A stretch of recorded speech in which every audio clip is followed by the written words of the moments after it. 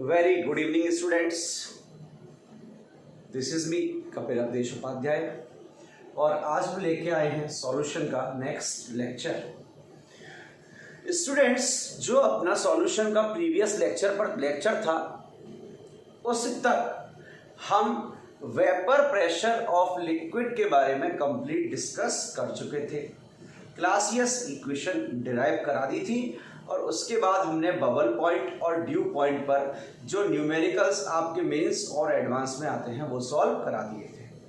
सबसे पहला पॉइंट तो ये कि अगर किसी स्टूडेंट ने प्रीवियस लेक्चर्स नहीं देखे हैं तो उसको ये लेक्चर समझ में आने वाला नहीं है। तो चलिए हम आज का लेक्चर स्टार्ट करते हैं, और आज का लेक्चर है हमारा वेपर प्रेशर ऑफ सॉल्यूशन।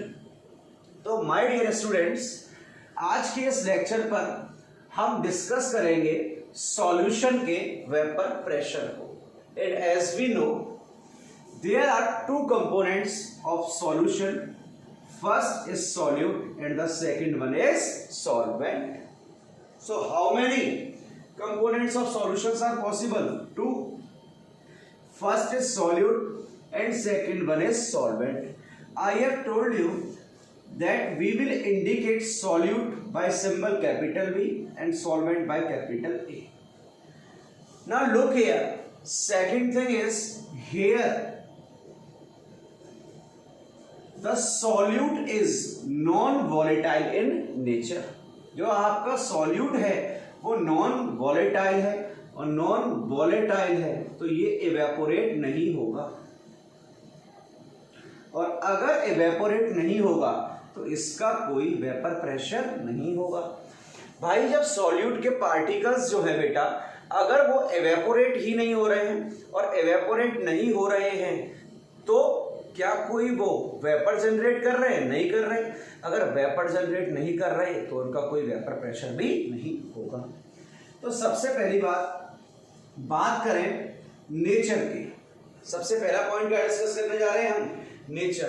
तो यहां मैं बता चुका हूं जो सॉल्यूट है उसका नेचर क्या है? नॉन वॉलेटाइल, जबकि सॉल्वेंट का नेचर क्या है आपका? वॉलेटाइल। सॉल्वेंट क्या होगा? वॉलेटाइल। Physical state. अब ये बताओ, मैंने आपको टू टाइप के सब्सटेंस बताए थे, एक था वॉलेटाइल सब्सटेंस और एक था नॉन वॉलेटाइल। तो नॉन वॉलेटाइल की जो फिजिकल स्टेट है वो आपको मैं बता चुका हूं क्या होता है? सॉलिड होता है। तो सॉल्वेंट क्या है? वॉलेटाइल। तो ये क्या हो जाएगा आपका? लिक्विड। अब वेपर प्रेशर की बात करें तो जब नॉन वॉलेटाइल है तो अभी आपको मैंने एक्सप्लेन किया है वेपर प्रेशर क्या होगा? इसका 0।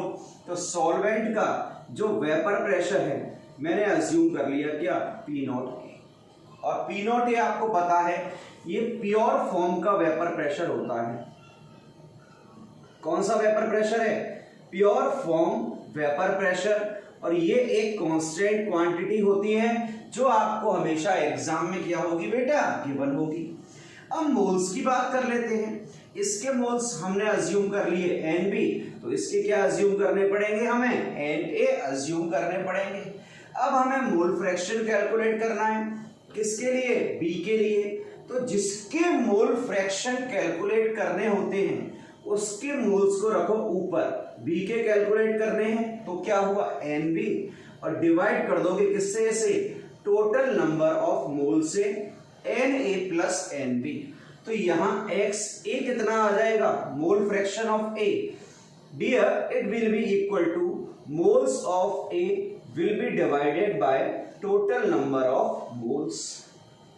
तो देखो सॉल्यूट का nature non volatile, solvent volatile, physical state solid और liquid, vapour pressure non volatile है तो 0, सॉल्वेंट का क्या हो जाएगा? P0 A, प्योर फॉर्म का होता है। ये हमेशा आपका गिवन होगा एग्जाम में। मैंने आपको बता दिया था ये सिर्फ दो ही चीजों से चेंज हो सकता है, एक तो फोर्स ऑफ अट्रैक्शन से और एक टेम्परेचर से, वॉल्यूम से कभी भी चेंज नहीं होगा, और ये डाटा आपको गिवन होगा। मोल्स NB और Na मोल फ्रैक्शन में निकालना प्रीवियस लेक्चर पर आपको सिखा चुका हूं। एक पॉइंट और ये भी बता चुका हूं, जो टोटल मोल फ्रैक्शन होता है उसका एडिशन हमेशा किसके इक्वल आना है? आपके 1 के इक्वल आना है। तो ये फटाफट नोट करो, फिर आगे बढ़ते हैं अपने लेक्चर पर। अब एक पॉइंटर सुनना जो मैं बताना भूल गया। Vapour pressure of solution containing non volatile solute. अगर आपको वेपर प्रेशर कैलकुलेट करना है सॉल्यूशन का जब आपका सॉल्यूट क्या हो, नॉन वॉलेटाइल, तो यहां हम अप्लाई करते हैं क्या, राउल्ट्स लॉ। क्या अप्लाई करेंगे, राउल्ट्स लॉ। देख लेना, इसको मैं मार्क कर रहा हूं रेड मार्कर से। क्या अप्लाई करेंगे हम, राउल्ट्स लॉ। तो हमारा आज का जो डिस्कशन का टॉपिक है वो डिस्कशन का टॉपिक बेटा आपका राउल्ट्स लॉ ही है। पॉज कर ले या स्क्रीनशॉट ले ले, नोट्स जरूर साथ साथ बनाते चलें। नोट्स वैसे तो मैं प्रोवाइड करा रहा हूं, लेकिन बेटा जो सेल्फ नोट्स होते हैं ना उनसे बहुत अच्छे तरीके से समझ में आता है। तो चलिए अब स्टार्ट करते हैं हम। आपका टॉपिक जो है वो है राउल्ट्स लॉ।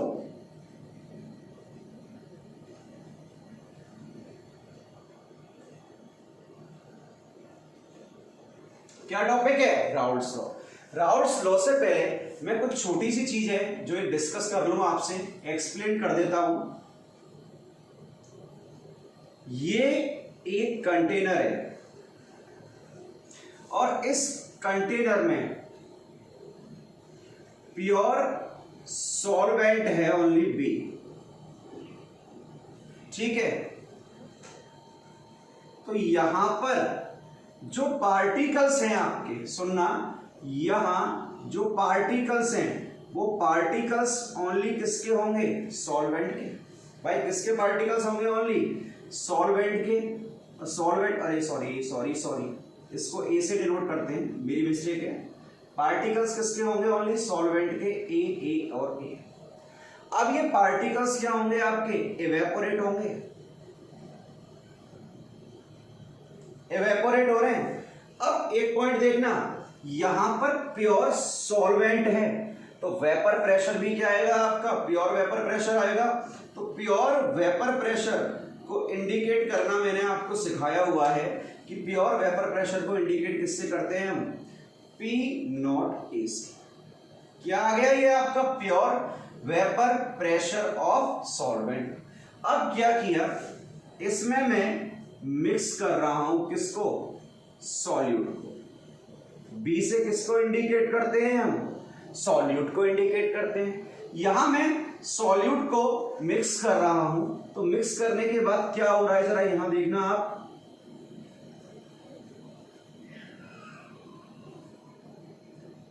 यहां पर अभी ओनली क्या थे, सॉल्वेंट के पार्टिकल थे।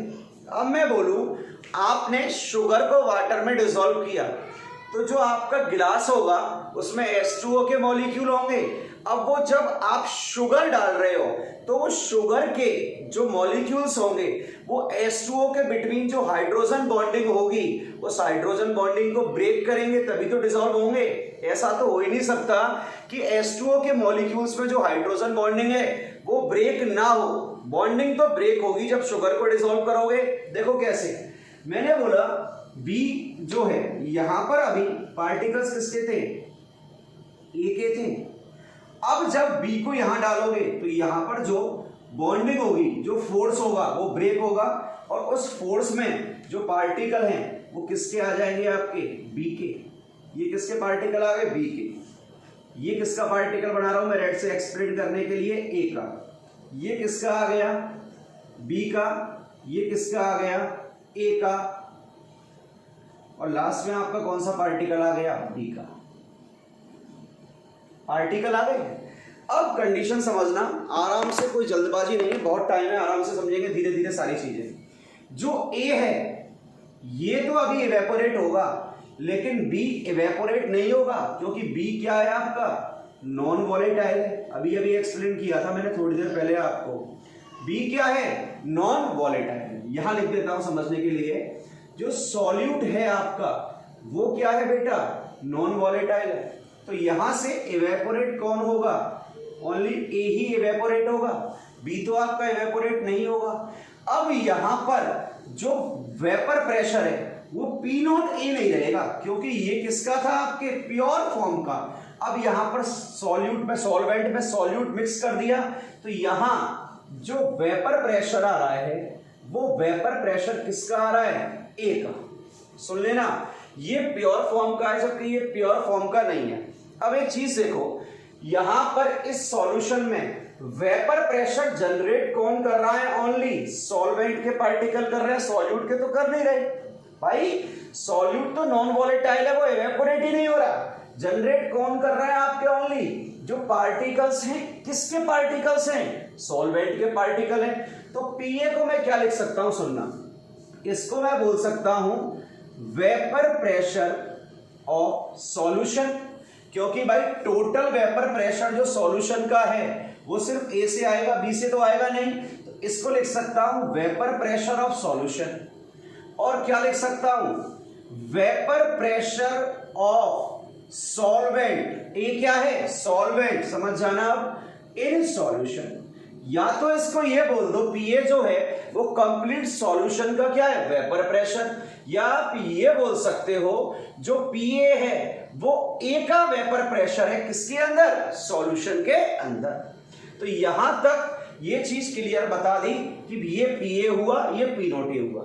अब दिमाग लगाओ, सिंपल सोचना, एक ग्लास में पानी है और एक ग्लास में वाटर और शुगर को मिक्स कर दिया है, तो ये बताओ इजीली इवेपोरेट कौन सा होगा, ऑब्वियस है वाटर वाला होगा, क्योंकि वहां हाइड्रोजन बॉन्ड नहीं है। जबकि आपने शुगर को डिसॉल्व किया तो वहां और बॉन्ड भी फॉर्म होंगे, फोर्स ऑफ अट्रैक्शन यहां क्या होगा, स्ट्रॉन्ग, इसकी कंपेयर में। तो इसका इवेपोरेशन, जो ये लिक्विड है ना, इसका इवेपोरेशन इस लिक्विड से क्या होगा, कम होगा। अगर इसका इवेपोरेशन इससे कम हो रहा है तो जो सॉल्यूशन का वेपर प्रेशर पीए है वो हमेशा पी नॉट ए से क्या आने वाला है, कम। तो जो पी नॉट ए है, सुन लेना, जो पी नॉट ए है वो हमेशा ज्यादा आएगा किससे, पी ए से। लेकिन कंडीशन क्या है, कंडीशन ये है कि जो आपका सॉल्यूट होना चाहिए बेटा वो हमेशा क्या होना चाहिए, नॉन वॉलेटाइल होना चाहिए। क्या होना चाहिए, नॉन वॉलेटाइल होना चाहिए। तो डायग्राम नोट कर लें। अब हम राउल्ट्स लॉ को सबसे पहले थ्योरी देखेंगे कि राउल्ट्स लॉ की थ्योरी क्या है। चलो,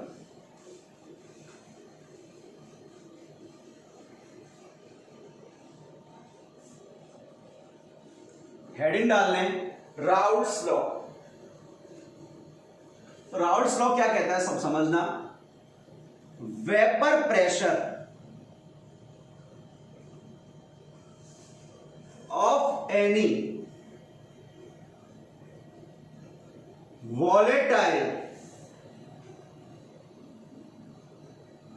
component in solution is always directly proportional to the mole fraction of that component। समझना, सबसे पहली बात तो यहां पर जो वेपर प्रेशर है वो किसके लिए देख रहे हैं हम, कोई भी वॉलेटाइल क्या है, कंपोनेंट है। मैंने यहां ये बोल दिया कोई भी वॉलेटाइल कंपोनेंट है, तो पी एनीथिंग, कुछ भी हो, मतलब किसी भी चीज का वेपर प्रेशर, लेकिन वो क्या होना चाहिए, वॉलेटाइल। किसमें, सुन लेना, किसमें, सॉल्यूशन में। वो डायरेक्टली प्रोपोर्शनल होगा किसके, मोल फ्रैक्शन ऑफ दैट कंपोनेंट, उस कंपोनेंट के मोल फ्रैक्शन के क्या होगा, हमेशा डायरेक्टली प्रोपोर्शनल।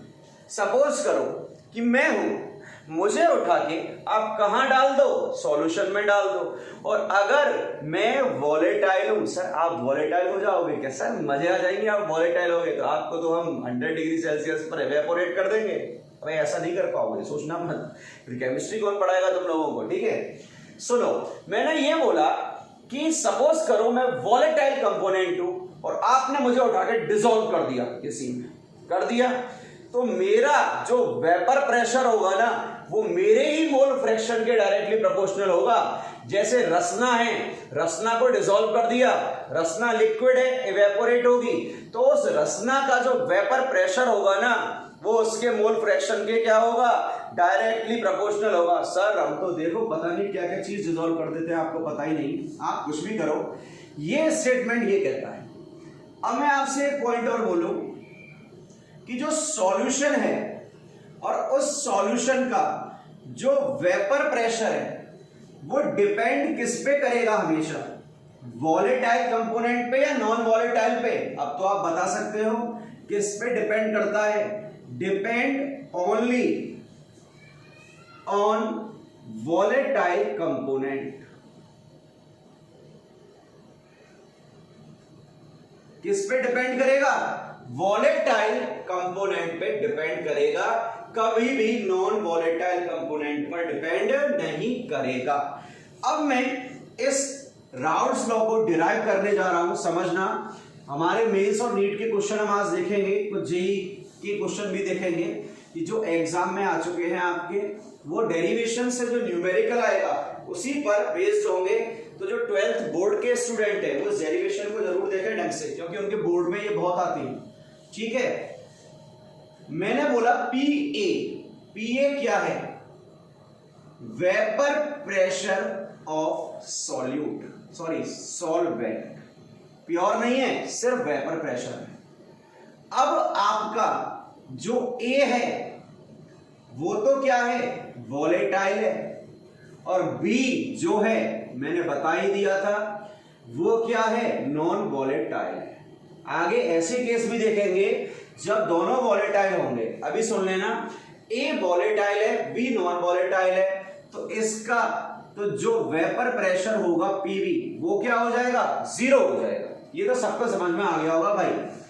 अब हम देखने जा रहे हैं ए के लिए, तो राउल्ट्स लॉ के अकॉर्डिंग क्या होगा, vapour pressure of any volatile component in solution is directly proportional to the mole fraction of that particular component। तो ये x a के क्या हो गया, डायरेक्टली प्रोपोर्शनल। तो जो पी ए है वो इजिकल टू किसके हो जाएगा, पी ए इजिकल टू के एक्स से। ये नई चीज बता रहा हूं, एनसीईआरटी में के नहीं दिया हुआ, उसको आगे फर्दर पी नोट ए यूज किया हुआ है, कैसे समझना। मैं अगर आपसे ये बोलूं कि मैक्सिमम प्रेशर, सुन लेना, अभी अभी मैंने दो बीकर लिए थे, यहां पर प्योर था तो पी नॉट ए आया था, और यहां पर मिक्स किया था तो पी ए आया था, और मैंने बोला था पी नॉट ए हमेशा किससे ज्यादा होगा, पी ए से, अगर नॉन वॉलेटाइल क्या है आपका, सॉल्यूट है।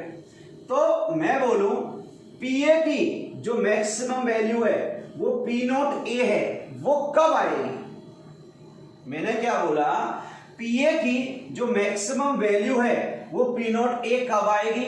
आप ये बोलोगे सर जब केवल यहां पर क्या होगा, आपका सॉल्वेंट होगा। भाई प्योर वॉलेटाइल है तो ये क्या है सर, यहां पर जब क्या होगा आपका सॉल्वेंट, और यहां पर सॉल्वेंट होगा तो इसका मतलब है मेरे पास एक्स ए तो 1 होगा और एक्स बी क्या होगा, 0 होगा। जबकि यहां पर कुछ ना कुछ एक्स ए भी होगा, कुछ ना कुछ एक्स बी भी होगा। अगर मैं ये बोल दूं if X A is equal to 1 है, एक्स ए की वैल्यू 1 रख दो, तो ये बताओ जो पी के है वो किसके इक्वल आ जाएगा, X A is equal to 1, तो पी ए किसके इक्वल हो गया, पी नॉट ए के। तो पी ए की जगह पुट कर दिया क्या हमने, पी नॉट ए कर दिया, यहां से इस के की वैल्यू उठा के मैंने यहां पुट कर दी। तो देखना P A is equal to क्या आ गया, P not A X A. ये फर्स्ट फॉर्मूला निकल के आया है। अब तक देखो हम molarity molarity molarity mole fraction percentage weight by volume उन्हीं की बात कर रहे थे। वो तो 11th में ही आ चुका था, इस चैप्टर का पहला फॉर्मूला तो अभी आया है, जो फर्स्ट फॉर्मूला है ना वो अभी आया है, उसको तो हम पहले ही डिस्कस कर चुके थे। तो देखो हमको पता है since X A plus X B it is equal to 1, so my dear student xa it will be equal to 1 minus xb. So here I am using the value of xa in this one, so it will be equal to p naught a 1 minus xb. It is clear? So pa will be equal to p naught a minus p naught a xb. अंदर multiply कर दिया मैंने इसमें। अब आगे चलते हैं, आगे देखते हैं क्या आ रहा है यहां से।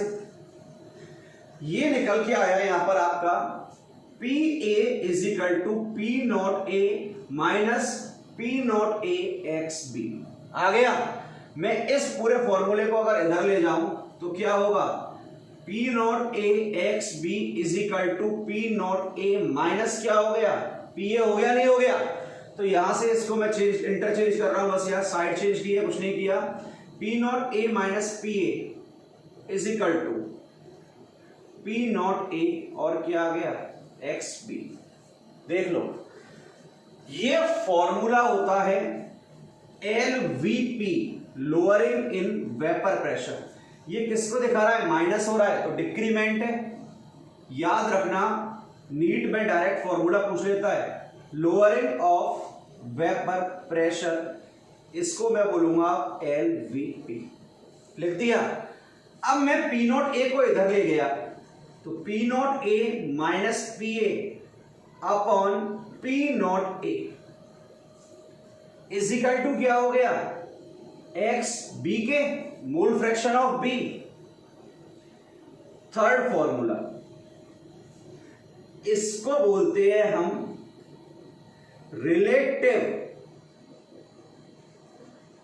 Lowering in vapour pressure, RLVP।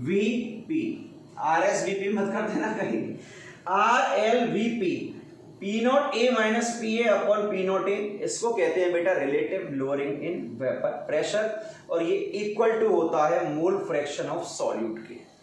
अब स्कूल्स में तो बच्चे इसी का यूज करते हैं, लेकिन हम इसका यूज करना नहीं बताएंगे। हम अलग इस फॉर्मूले को भी आगे एक अलग लेवल पर लेके जाने वाले हैं, तो ध्यान रखिएगा। यहां तक नोट करें फटाफट।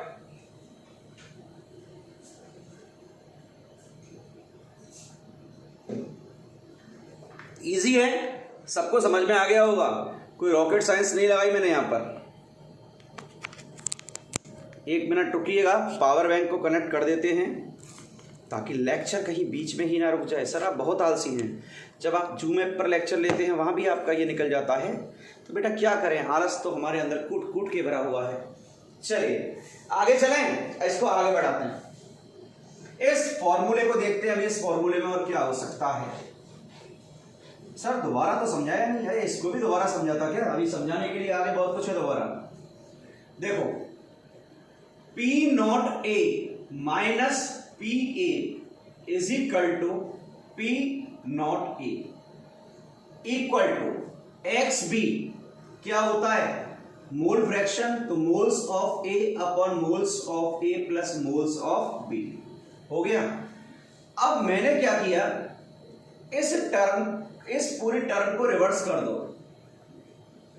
P not A upon P not A minus P A equal to N A plus N B upon N B, कर दिया रिवर्स।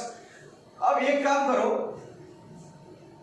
LHS और RHS दोनों पर -1 कर दो, P not A upon P not A minus P ए, ये हो गया -1, तो उस साइड पर भी क्या कर दो -1, N A plus N B upon N B क्या हो गया -1।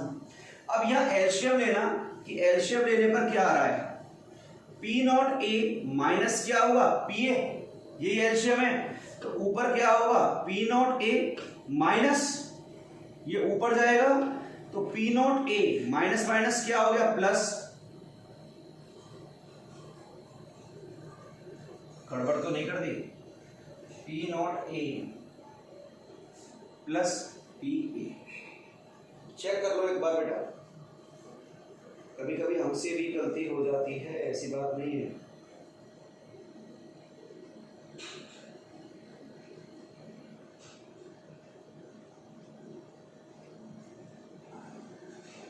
फटाफट चेक करें कहीं मिस्टेक हुई है क्या, देखें मिस्टेक हो तो कमेंट सेक्शन में बताएं, क्योंकि अब हम गलत कराएंगे, सही आप करेंगे।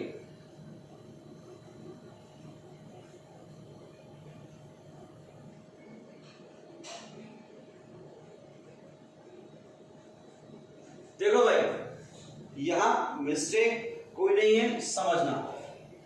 पी नॉट ए ये हुआ माइनस, ये ऊपर गया तो क्या हो गया, पी नॉट 1 है कॉमन आया तो आगे माइनस था, तो पी नॉट ए प्लस क्या हो गया आपका P A is equal to, ये हुआ एन बी, एल्शियम एन बी आ गया, तो N A plus N B 1 है तो माइनस क्या हो गया एन बी। आगे सॉल्व करने की कोशिश करें, आंसर मैं तो डायरेक्ट लिखा दूंगा, मुझे लिखाने में कुछ नहीं है।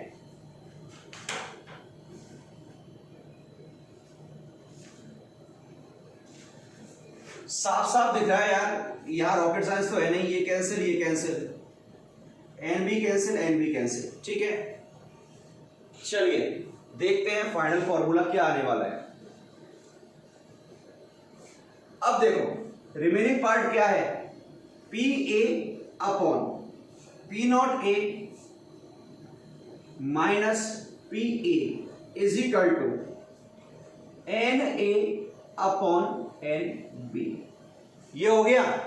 अब इस इक्वेशन को क्या करो, आप रिवर्स कर दो, बिल्कुल रिवर्स करो, तो एन बी ऊपर गया नीचे आया एन ए, तो ये क्या हो गया P not A minus P A upon क्या हो जाएगा पी ए, तो यहां भी ए और यहां भी ए। आप अब हम जो भी न्यूमेरिकल सॉल्व करेंगे उस न्यूमेरिकल में इसी फॉर्मूले को अप्लाई करोगे। स्पीड से नोट करो इस चीज को, इस पर टाइम बर्बाद नहीं करना है, इस पर आप टाइम बर्बाद करो। इसके बाद हम ग्राफ देखने वाले हैं, और ग्राफ जो होगा यहां थोड़ा अलग है, बिल्कुल हटके है। देखो अगर मैं आपसे पूछूं कि ग्राफ में आपके कितने क्रॉस सेक्शनल पॉइंट होंगे, आप बोलोगे सर एक ही होता है जिस पर 0,0 क्या होते हैं कोऑर्डिनेट, लेकिन सॉल्यूशन के ग्राफ की स्पेशलिटी है यहां पर 2 एक्सिस होते हैं, ये भी क्या होगा 0,0। समझना इस चीज को, हर कोई नहीं बताएगा, ये मेरी गारंटी है। वेपर प्रेशर, यहां क्या लिखा है मैंने वेपर प्रेशर, तो आपको वेपर प्रेशर तो पता है सिर्फ पीए का होगा, पीबी तो होगा नहीं। अब ये 2 कोऑर्डिनेट बनाने का मीनिंग क्या है, देखो यहां आते हैं मोल फ्रैक्शन, क्या आएगा मोल फ्रैक्शन, एक होगा सॉल्वेंट का, एक होगा सॉल्यूट का। अब इस डायरेक्शन में जा रहे हो ना तो वो है एक्स ए, और जब आप इस डायरेक्शन में आ रहे हो तो ये है एक्स बी। सुन लेना बिल्कुल अलग है, यहां एक्स ए बढ़ रहा है, यहां एक्स बी बढ़ रहा है, यहां एक्स ए बढ़ा और एक्स बी घटा। तो देखो एक्स ए की वैल्यू यहां पर क्या होगी 0, अगर एक्स ए यहां 0 है तो यहां क्या होगा maximum X A is equal to 1, तो यहां पर एक्स बी क्या होगा 0, तो एक्स बी यहां क्या होगा 1 हो गया। अब मैंने बोला एक्स ए की वैल्यू 1 है, मतलब एक्स बी तो 0 हो गया, एक्स ए 1 है, मतलब कौन सी कंडीशन है प्योर कंडीशन। सुन लेना कौन सी कंडीशन है प्योर, और जब प्योर होता है तो प्योर पर हम लिखते हैं पी नॉट ए, बताया मैंने आपको। तो यहां देखना P A is equal to क्या आया था पी नॉट ए, और एक्स ए तो आया था आपका, याद है आप सबको। तो ये y हो गया, ये m हो गया, ये x हो गया, c इंटरसेप्ट क्या है 0। इक्वेशन किसकी हो गई स्ट्रेट लाइन इक्वेशन, तो x a 0 है तो यहां पर सिर्फ क्या होगा p नॉट a होगा। तो आप अब इसको मैच कर दो। तो ये ग्राफ तो मैंने किसकी टर्म में बताया है आपको, एक्स ए के लिए। अब एग्जामिनर सपोज करो आपसे ऑब्जेक्टिव में मेंस में पूछा हुआ है, एक्स ए के लिए नहीं पूछा था, एक्स बी के लिए पूछा था। सुन लेना, एग्जामिनर भी बहुत चालाक होता है, उसने किसके लिए पूछा था, एक्स बी के लिए, और एक ऑप्शन में ये ग्राफ भी था। बच्चे को यही याद था, दूसरा तो याद रहता नहीं है, क्योंकि एनसीईआरटी में भी कंबाइंड करके दिया हुआ है, सेपरेट नहीं दिया हुआ। मैं सेपरेट बता रहा हूं। तो यहां वही वेपर प्रेशर आएगा, वही 0,0, यहां भी क्या होगा 0,0। इस डायरेक्शन में क्या आएगा आपका एक्स ए, और इसमें क्या आएगा आपका एक्स बी। आ गया, यहां वही एक्स ए, यहां क्या होगा 0, यहां एक्स ए होगा 1, एक्स बी हो जाएगा 0, एक्स बी क्या हो जाएगा यहां पर 1। सबको पता है आपको। अब ये देखो एक्स बी के रेफरेंस में निकालना है, तो एक्स बी क्या होगा 0 ही तो होगा भाई। मोल फ्रैक्शन क्या होगा स्टार्टिंग में 0, तो उसके लिए ग्राफ कहां जाएगा यहां पर, और वैल्यू क्या होगी पी नॉट की।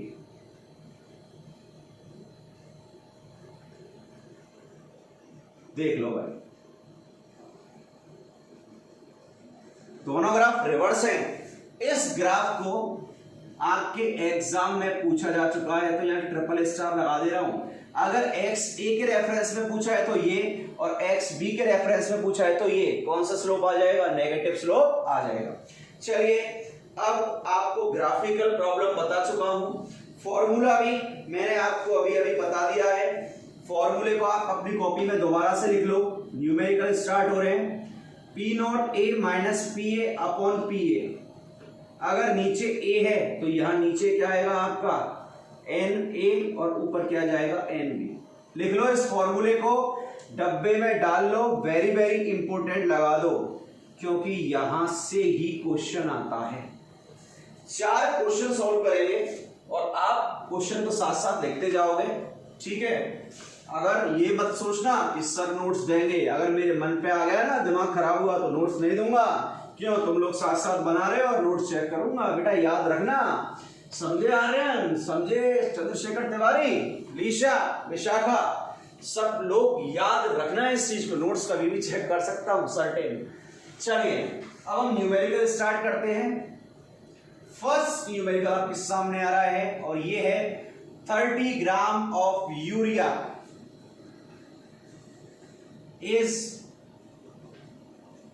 added in 45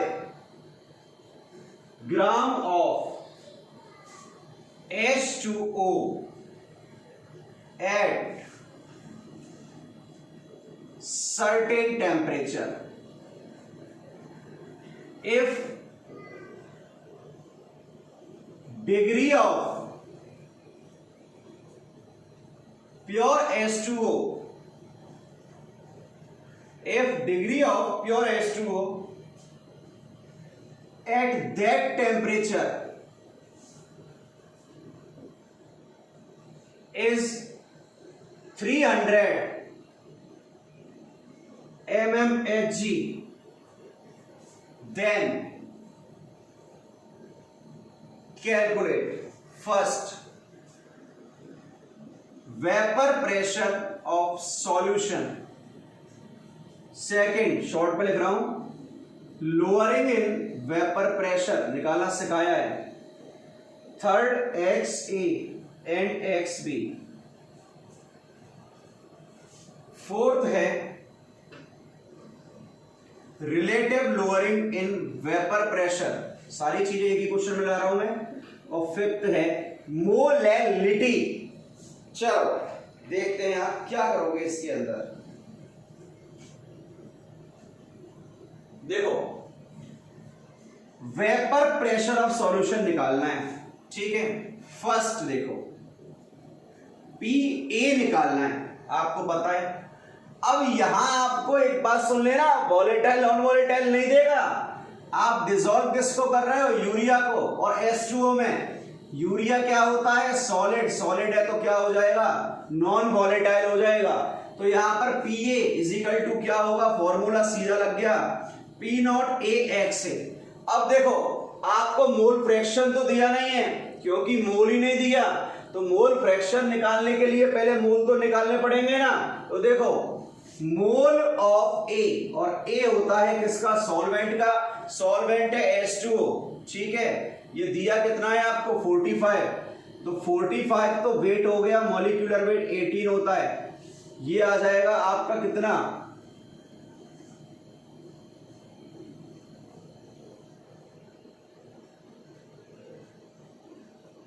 3/2।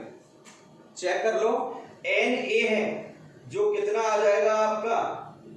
45/18। रुकना रुकना रुकना,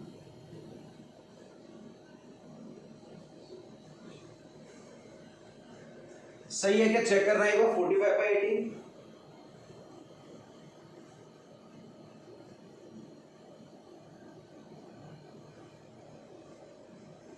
चलो NB, देखो कैलकुलेशन हमें भी पढ़ाते पढ़ाते कभी कभी गलत हो जाती है, तो कोई दिक्कत नहीं है, चेक कर लेना आप लोग एक बार। NB निकालते हैं। अब NB क्या आएगा आपका? जरा देखना है यहां पर, ये कितना है? 30 ग्राम दे रखा है यूरिया का, ठीक है। और यूरिया का मॉलिक्यूलर वेट है 60, ये आएगा 1/2। एक मिनट रुक जाना, मैं भी यार कभी कभी छोटे छोटे बच्चों वाले प्रॉब्लम में अटक जाता हूँ।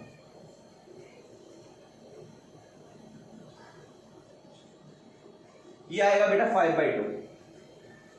मेरी मिस्टेक है, हो जाती है, तो इसमें कोई, सर आपने गलत कर दिया माफी मांगो, तो पार्डन मी, कोई दिक्कत नहीं है इसमें। Na आया है आपका 5/2 और NB आया है 1/2। अब मोल फ्रैक्शन निकाल लो, XA का मोल फ्रैक्शन निकालो। तो XA का कैलकुलेट करना, moles of A 5/2 upon 5/2 plus 1/2। Comment section में आंसर बताओ तो फटाफट मुझे आंसर क्या आएंगे इसके, और आंसर चाहिए, यहां शांत मत बैठना। XB आएगा 1/2 अपॉन 5/2 प्लस 1/2। सॉल्व करो फटाफट, बताओ आंसर क्या आएंगे XA और XB के।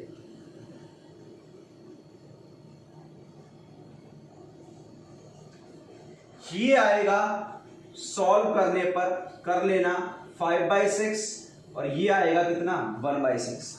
एक निकाल लिया तो सीधा लगा दिया करो, XA plus XB is equal to 1। XA आ गया तो XB is equal to 1 minus XA। 1 माइनस 5/6 कितना आ गया? 1/6। यहां से हमने XA निकाल लिया। अब देखो P नॉट A कहीं ना कहीं गिवन है, H2O at certain temperature if degree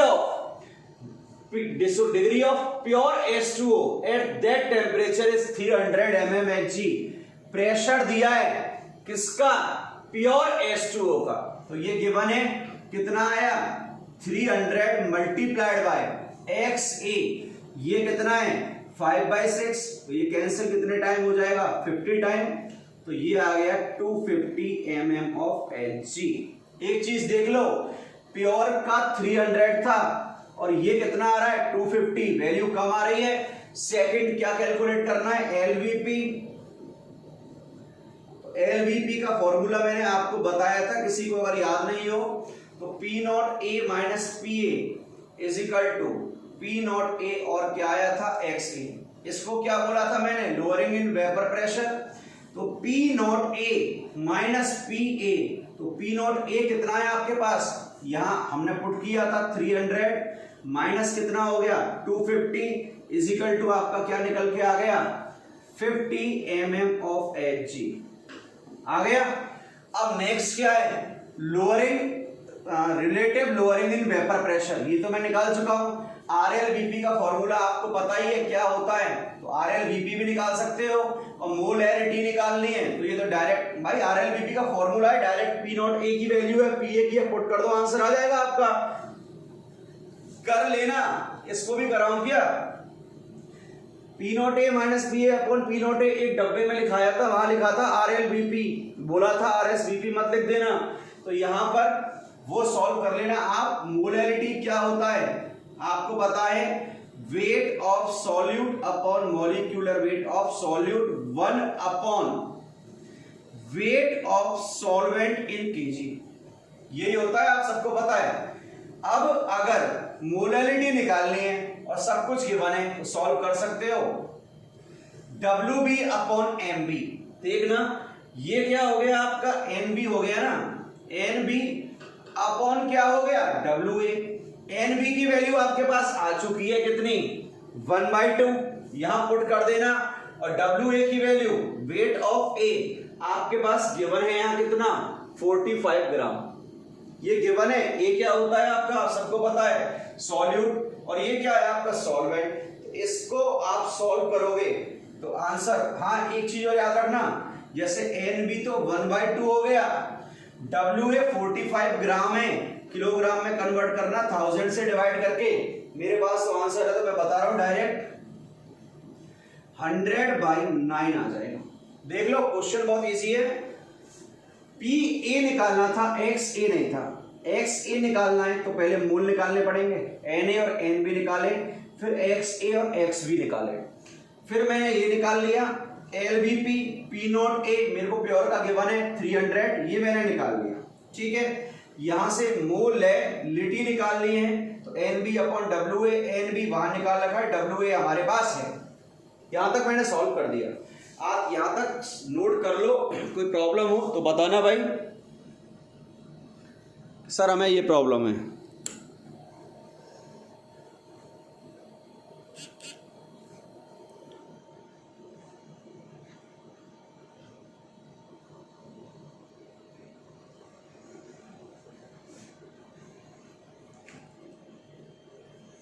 note करें स्पीड के साथ, आलस ना फैलाएं। चलिए नेक्स्ट क्वेश्चन पे आते हैं। नेक्स्ट क्वेश्चन इससे भी बेहतरीन है। सर हमें तो हर क्वेश्चन ही बेहतरीन लगता है, आप नेक्स्ट क्वेश्चन की बात करते हो।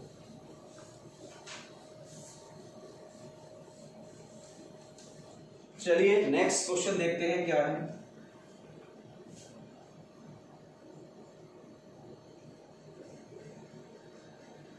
How many grams of glucose should be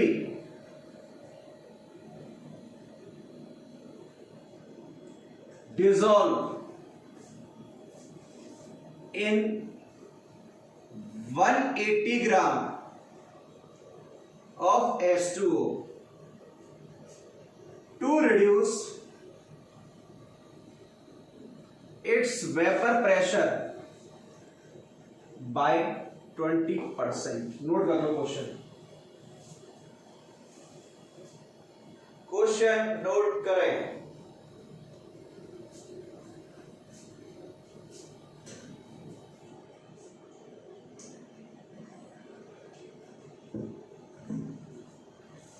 glucose को डिसॉल्व कर रहे हो 180 ग्राम ऑफ H2O में।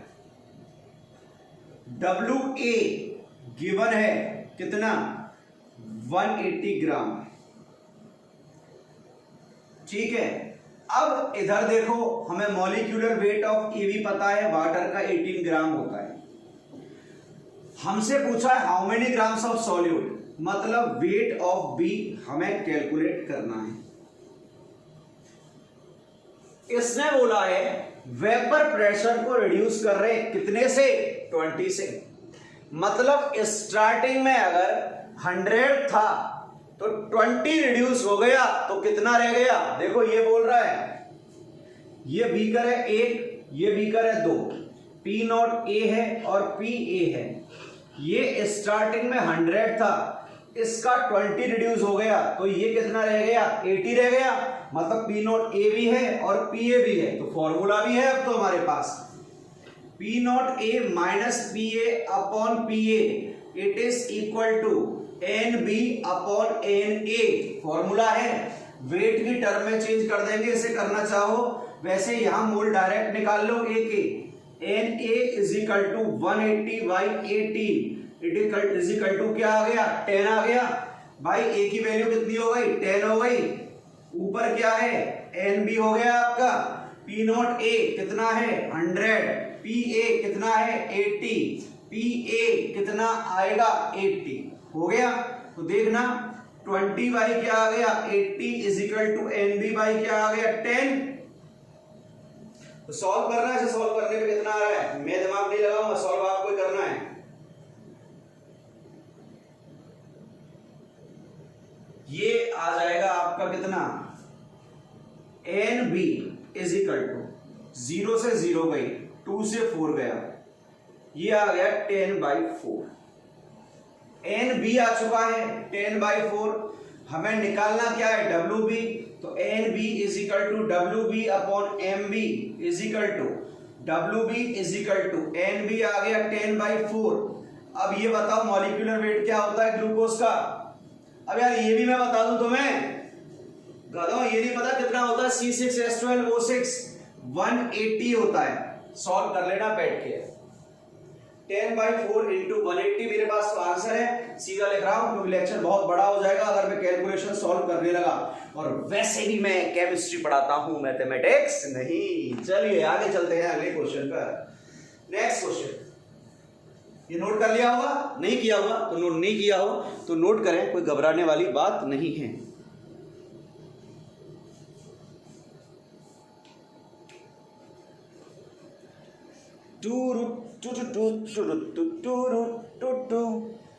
यार कोई नई वेब सीरीज आई हो तो बताना, बहुत दिन हो गए वेब सीरीज देखे हुए।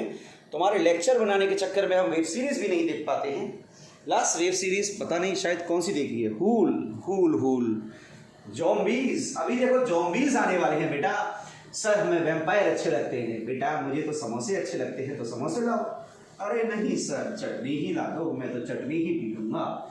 सर लॉकडाउन चल रहा है, कहाँ से लाएं समोसे, चटनी तो घर पे रखी है वही पी लेते हैं हम। अब तो बेटा चटनी पियो या समोसे पियो, पढ़ो बस, ठीक है। चलो यूज करो टाइम का जो लॉकडाउन में आपको मिला है, और बच्चों की तरह मक्कारी मत करो। क्वेश्चन है 20 ग्राम गिवन है आपको, क्या नॉन वॉलेटाइल सॉल्यूट लिख दे रहा हूं, ये आपको गिवन है। इसको डिसॉल्व किया है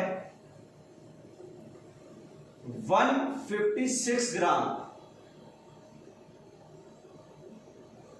किसमें, बेंजीन में। यहां पर पी नॉट ऑफ बेंजीन भी दिया हुआ है। जो पी नॉट ऑफ बेंजीन है प्योर, ये आपको दिया हुआ है 200 mm ऑफ Hg। सॉल्यूशन का वेपर प्रेशर दिया हुआ है आपको, कितना है ये 150 mm ऑफ Hg। आपसे पूछा है कि मोलर मास ऑफ सॉल्यूट, मतलब A का मोलर मास क्या होगा। अब आपको समझ में आ गया होगा, फॉर्मूला तो एक ही लगेगा, कौन सा, P not A minus P A upon P A is equal to N B upon N A, यही फॉर्मूला लगने वाला है। अब देखो मेरे को वेट दिया है किसका, सॉल्वेंट का, और सॉल्वेंट सब्सटेंस भी दिया है बेंजीन, तो पहले एन ए ही निकाल लो ना सीधे। कितना है ये 156, बेंजीन C6H6, ये हो जाएगा 78, कितने मोल आ गए 2। अब वैल्यू पुट कर दो, P नॉट A मतलब बेंजीन कितना गिवन है 200, माइनस ये कितना हो गया 150, डिवाइडेड बाय PA ये कितना है 150 is equal to NB divided by 2। देख लो कहीं दिक्कत हो किसी को, तो यहां से आप NB की वैल्यू कैलकुलेट करना। ये 50 इंटू 2 कितना हो गया 100, बाय 50 इंटू 200 डिवाइड बाय 150, 0 से 0 कैंसिल, 2/3। NB कितना आ रहा है 2/3। कैलकुलेशन को दिक्कत हो तो चेक कर लेना। अब NB आ चुका है कितना 2/3, तो वेट गिवन है 20 अपॉन मॉलिक्यूलर वेट हमें कैलकुलेट करना है। तो देखना यहां पर मॉलिक्यूलर वेट आ रहा है आपका कितना 30 ग्राम। लिख लो मॉलिक्यूलर वेट क्या है 30 ग्राम। इजी क्वेश्चन था ये, बोर्ड में आता है ये वाला question.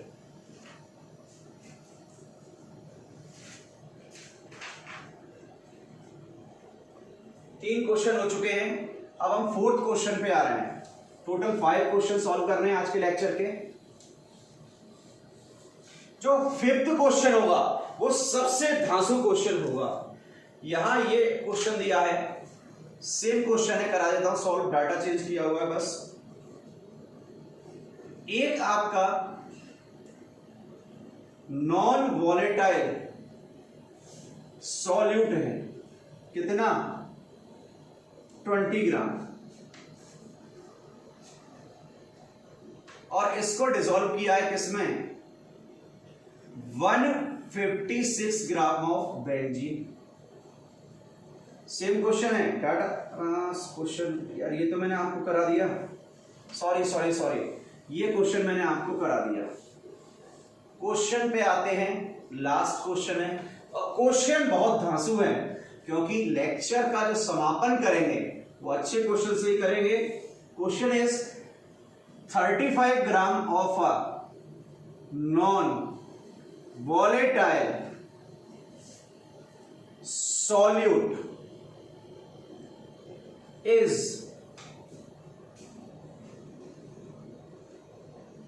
dissolved in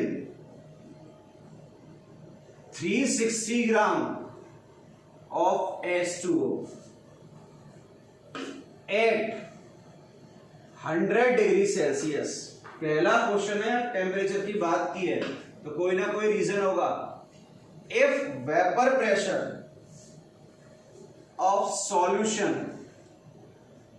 is 570 mm of Hg, calculate molar mass of solute। सोचो कैसे क्वेश्चन सॉल्व हो सकता है, दिमाग लगाना क्वेश्चन में। क्वेश्चन बहुत बेहतरीन है आपका, पॉइंट देखना एक, यहां पर सॉल्यूट का मोलर मास कैलकुलेट करना है, मतलब ये तो समझ में आ गया, इतने क्वेश्चन कर लिए, पहले एम भी निकालना है। Vapour pressure of solution PA भी दिया हुआ है 570 mm किसका Hg का। 30 gram of non volatile solute मतलब वेट दिया हुआ है B का, कितना 30 ग्राम वेट दे दिया। अब यहां पर आपको दिक्कत क्या क्या आने वाली है ये सोचो, आपको कुछ ना कुछ और भी दिया होगा। हाँ, WA भी दिया है 360 ग्राम। चलो फॉर्मूले में अप्लाई करते हैं, जिसे अब तक अप्लाई कर रहे हैं।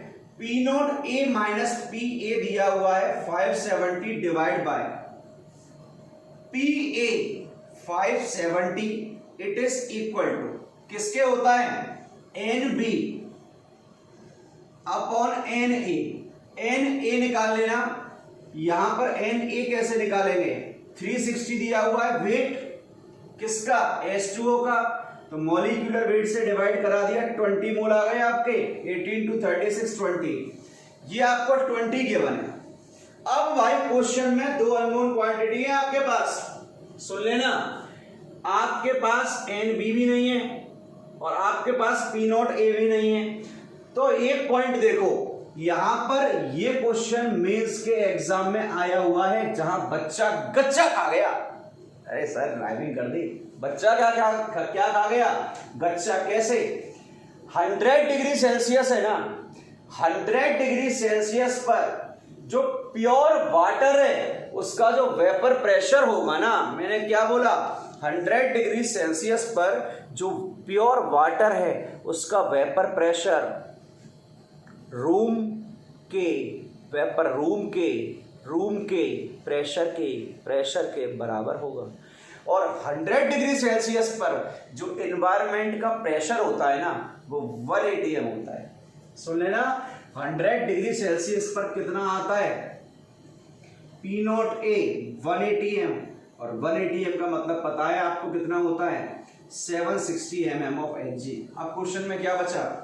P नॉट ए की जगह पुट कर दो कितना? 760। तो यहां देखना आपकी जो वैल्यू निकल के आएगी वो किसकी आ जाएगी? यहां से NB की देख लेते हैं, थोड़ा सा आगे नहीं बताऊंगा ज्यादा। 10/570 20 चला गया यहाँ, ये किसकी वैल्यू आ गई? NB की।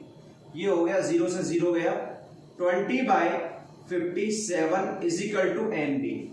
NB कैसे कैलकुलेट करते हैं? WB upon MB। अब MB क्या है यही तो कैलकुलेट करना है। वेट हमारे पास है, वैल्यू पुट कर देना 30, यहां से MB सॉल्व कर लेना। इस क्वेश्चन में स्पेशलिटी बस इतनी सी है क्या कि यहां 100 डिग्री सेल्सियस दिया है, जिसका मतलब होता है रूम टेम्परेचर पर कितना हो जाएगा? 760 mm of Hg। Next lecture पर हम डिस्कस करेंगे आगे इससे। तो बेटा ट्राई करें, पढ़ते रहें, और ट्राई करें हंसते रहें, और ट्राई करें मुस्कुराते रहें, क्योंकि आपकी मुस्कुराहट किसी की जिंदगी बन सकती है।